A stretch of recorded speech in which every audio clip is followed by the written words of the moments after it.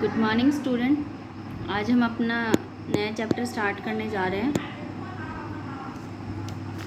अपने चैप्टर का नाम है biotic resources, natural vegetation and wildlife. उसी के बारे में आज हम डिस्कस करेंगे। फॉरेस्ट पे आ गए थे हम लोग। Forest refers to an existing land commonly land covered mostly with trees. These are most grown mostly in the area of heavy rainfall.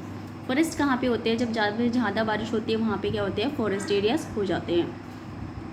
Tropical evergreen, these are the forest well grown in the area near equator close to the tropics and mainly found in Amazon basin, Sahara basin and Vietnam, Indonesia etc.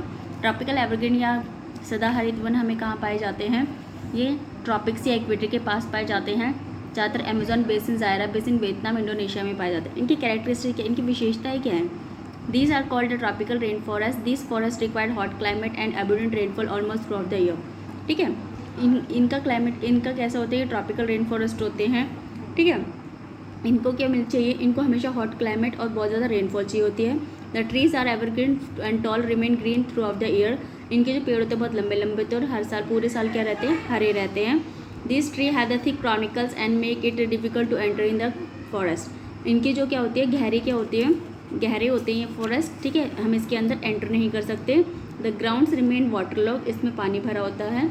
In the Brazil the forest are known as selvas and the selvas often termed as the lungs of the earth. ठीक है, Brazil में इनको forest को सिल्वास कहते हैं। जैसे कि lungs होते हैं, अपनी वेन्स इधर से उधर जाती है, उसी तरह ये दिखते हैं। Vegetation hardwood trees like ebony, mahogany, rosewood etcetera are the forest found. Wild apes, तो यहाँ पे ये वेजिटेशन पाई जाती है। वाइल्ड एप लाइफ की देख लेते हैं। Ape, snake, lizard, monkey, crocodile, elephant, pythons are the main animal found here. ठीक है, तो ये वाइल्ड लाइफ में अगर हम देखते हैं तो ये एनिमल्स यहाँ पे पाए जाते हैं। ट्रॉपिकल डिसीजेज फॉरेस्ट की अगर बात कर लेते हैं।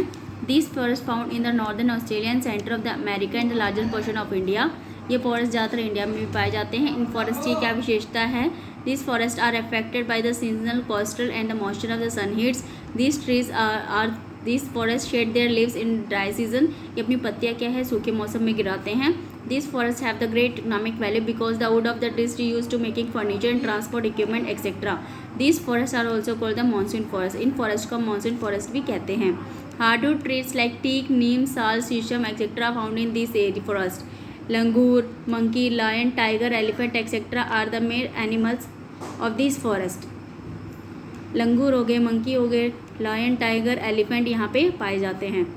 Temperate evergreen forest, south east Asia, south China, southern Japan, eastern Africa, south east Australia, ठीक है, साउथ यूगेरिया, south east Brazil etcetera are the main area having the temperate evergreen forest. तो टेम्परेट एवरग्रीन फॉरेस्ट में ये forest पाए जाते हैं। Characteristics क्या है इस फॉरेस्ट की?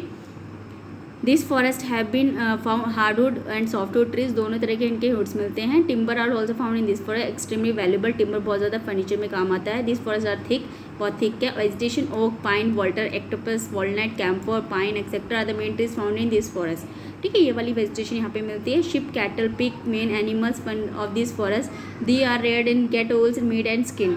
ठीक है, तो यहाँ आज के लिए इतना ही, बाकी का हम नेक्स्ट क्लास में करेंगे। Thank you.